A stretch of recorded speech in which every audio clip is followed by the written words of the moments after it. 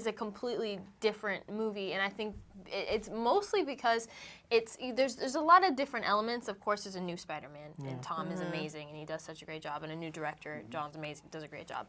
But they really wanted to focus on him being a kid, which is something that we never really got to see before. Is like his real life as Peter Parker, which is a huge point of Spider-Man, is the fact that he's a kid, you know. So I guess just him going through regular kid stuff, which comes a lot of comedy and comes a lot of humor and comes a lot of awkward, which at the end of the day, we've all been there. Yeah. And also, of course, it being Marvel now is a huge difference. Cinematic universe. Yeah, and being in the MCU, having Iron Man, Tony Stark, you know, just brings this whole other element into the whole Spider-Man world, which I think is like refreshing and exciting. Great. It was really fun watching Tom play this character because he brought that youthful, that just whatever that you call that. Yeah. How much of that is he in real life? Is he similar to that? Is he that? Yeah. I mean, he's pretty much that same person. Yeah. I mean, I don't even think he acts, honestly. I don't, He just like does an American accent. Yeah. He just like puts One thing I will say is he's a little more confident than Peter is. You know what I mean? Like he's much better with people, but at the end of the day, they're pretty much the same. That person. Yeah. Yeah. And I love all your characters. I mean, they're all very unique, and that for yours, it's a different you that we see. You get to play someone that's just I don't know. She's quirky, and is she very different than you?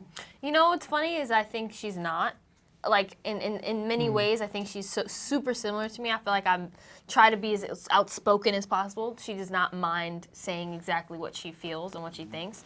I think she's to herself a lot. I feel like I'm much of a loner. This is actually the first movie where I've actually just experienced where I've tried to have friends. Made friends. Normally, I just stay to myself and stuff. So this was a big step for me. Alone in your quite literally.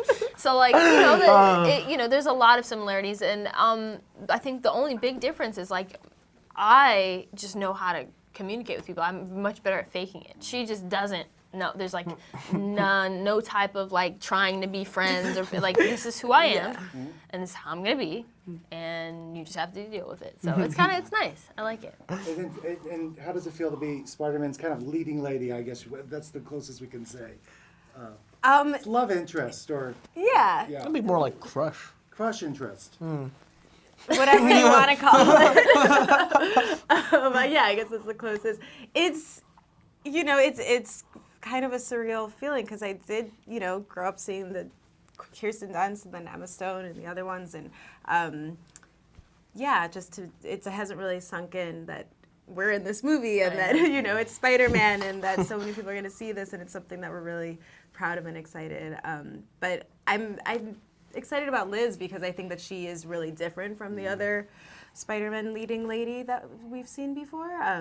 She's really focused on her own thing and driven and kind of not just there for Peter Parker to be the damsel, and it's really kind of a unique take on that role.